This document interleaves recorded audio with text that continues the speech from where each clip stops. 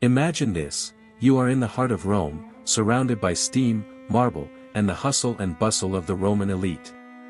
The baths, an apparently peaceful place, where the rich and powerful gather to relax after a hard day's work.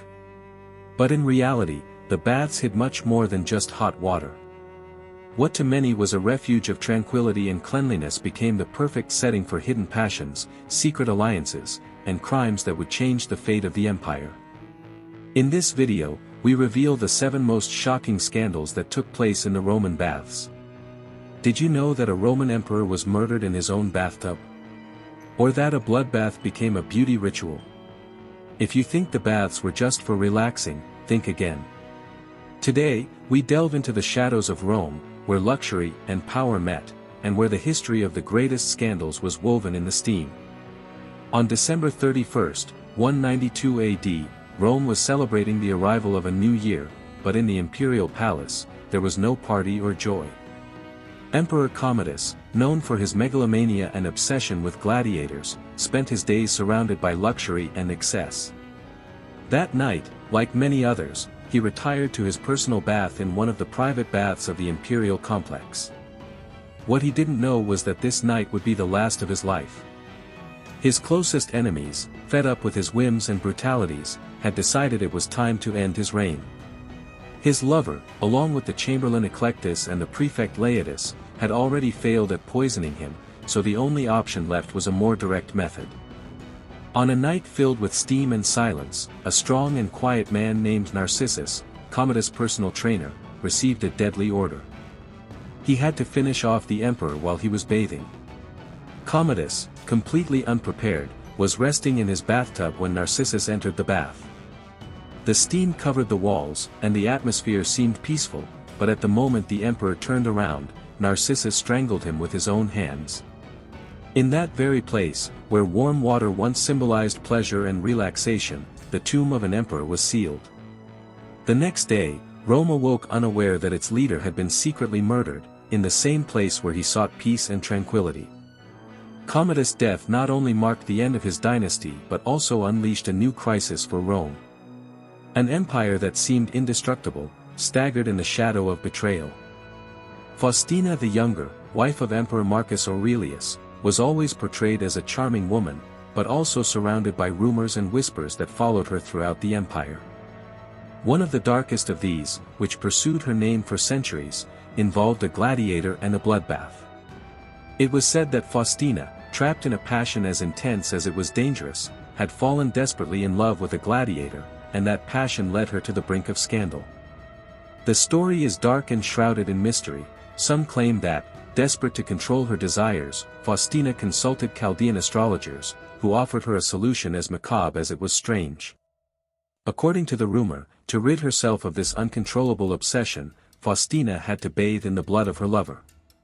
It was said that, according to ancient sources, the gladiator was executed, and his blood was used to fill a private pool. Faustina, following the ritual's instructions, descended into the blood-dyed pool. Is this story a hidden truth or just a political invention designed to tarnish the image of an empress? Perhaps we will never know, but what is certain is that the rumor endured for centuries and became one of the most fascinating and grotesque legends of Rome.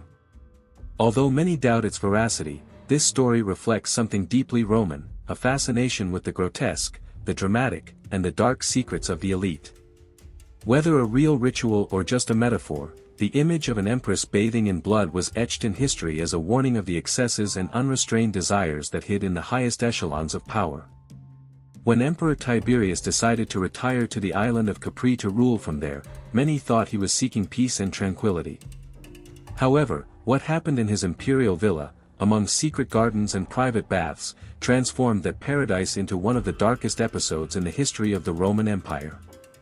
According to historian Suetonius, Tiberius turned his palace into a sanctuary of extreme pleasures, and one of the most disturbing aspects of his retreat was his relationship with a group of young men known as the Little Fish. These young men, trained to entertain the emperor, would swim around him in his private pools while he rested in the thermal waters. What occurred in those waters was not simple fun. The Little Fish were tasked with performing games and caresses that today would seem deeply disturbing. The mystery and shadow surrounded these practices, which took place in secret within baths designed to conceal what was happening there. However, rumors quickly escaped the walls of the villa. Tiberius, once a brilliant general, ended up being portrayed as an emperor consumed by his darkest desires. Although some modern historians believe many of these accounts were exaggerations driven by his political enemies, the impact of these rumors was profound. The figure of Tiberius, surrounded by submissive young men, between steam and marble, became a symbol of absolute decadence. And so, Capri ceased to be a tranquil retreat and transformed into an island wrapped in shadows, a reminder of the limit some emperors were willing to cross in their quest for pleasure and control. At first glance, Roman baths were a marvel of engineering and social interaction.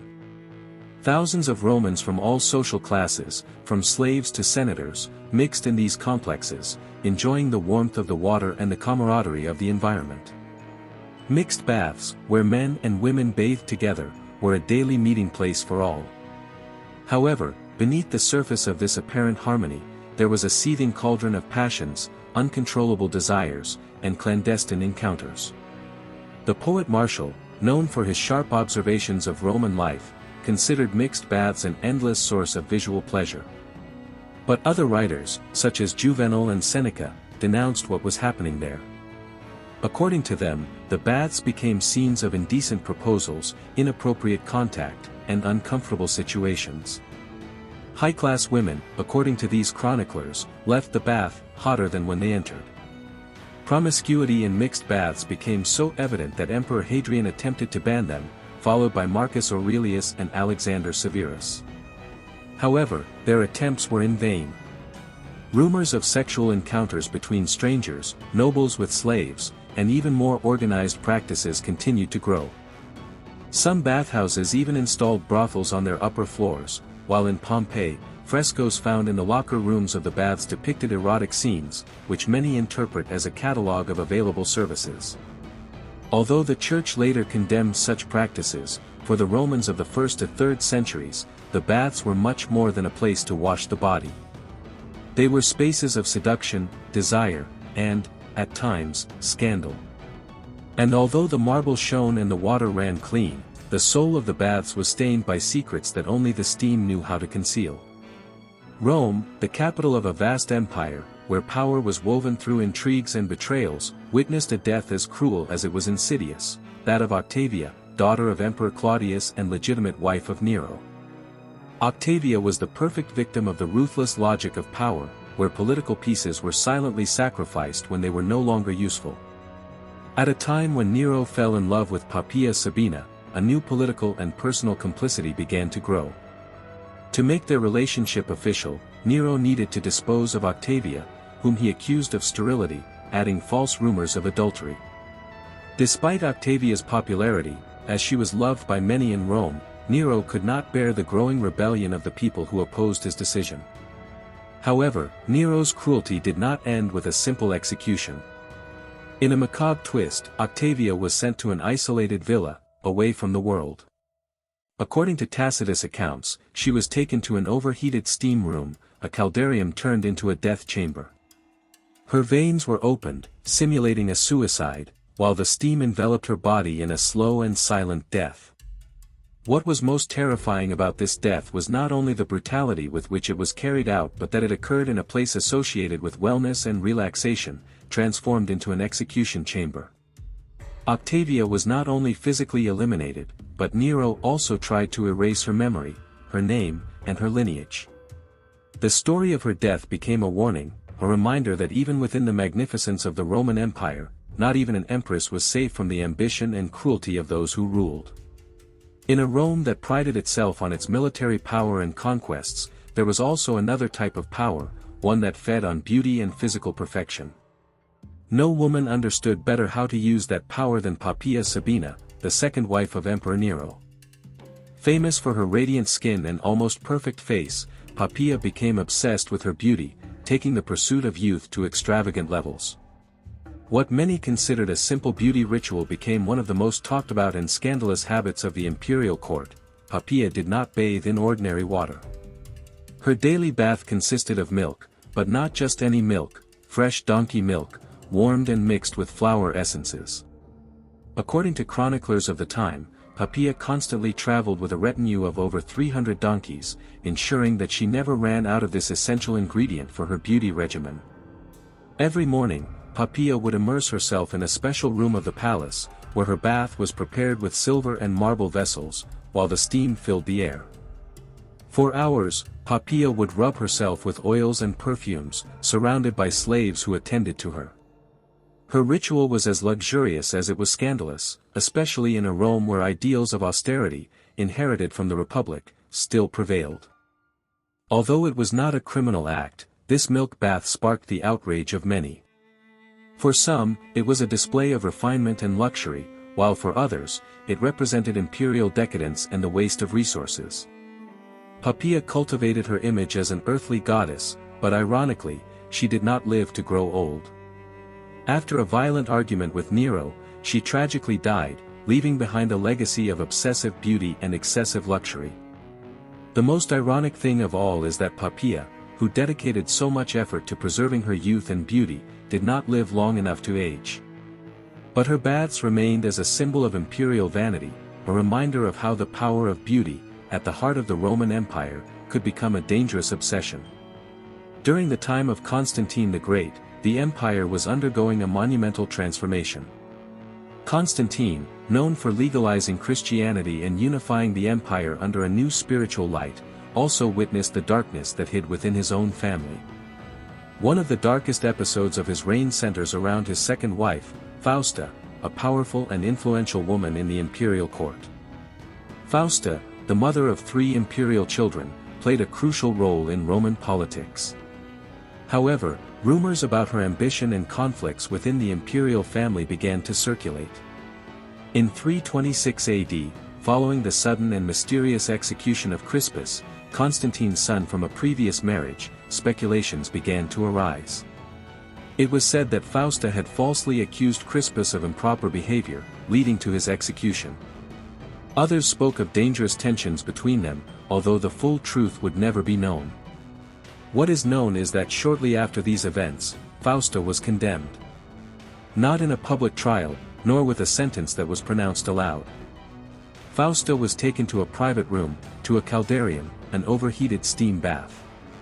The heat was turned up to the maximum, the air became unbearable, and in the midst of that suffocating atmosphere, Faustina died. Some argue that it was a covert execution, others that it was a punishment for treason, but everyone agrees that it was a planned act meant to leave no trace. There was no blood or screams, only steam, and the muffled echo of a family tragedy. After her death, Faustina's name was erased from official inscriptions, and her memory was condemned to oblivion. But the story of her death never disappeared. In the heart of the First Christian Empire, an act of brutal treason was committed in the same way that pagan emperors handled their rivalries. And it was in a bathhouse, that space meant for the purification of the body, where the heat that purified the bodies was also used to silence uncomfortable truths. After learning about these 7 scandals, one understands that the Roman baths were not simply places to cleanse the body, but stages where the soul of the empire was revealed. Among marble columns and steaming pools, stories of ambition, desire, betrayal, and death were woven. Some of these tales were documented by the most serious chroniclers of antiquity, while others are just rumors that have endured through the centuries. But all, real or not, share something essential: they show how power, when it feels comfortable and untouchable, can lead to the indulgence of the darkest desires. The baths, symbols of civilization and rest, were also refuges for the unspeakable. They were public places, yes, but also profoundly intimate. Today, thousands of years later, those baths are in ruins, but if you walk through the baths of Caracalla or the remains of Pompeii, you can imagine that, between the cracks, the memory of everything that happened there still whispers. So, what do you think of these scandals? Which one did you find the most shocking? Do you think something like this could happen today in a place as seemingly innocent as a spa? Leave your opinion in the comments and subscribe if you're passionate about discovering the history that was never taught to us in school. See you in the next episode.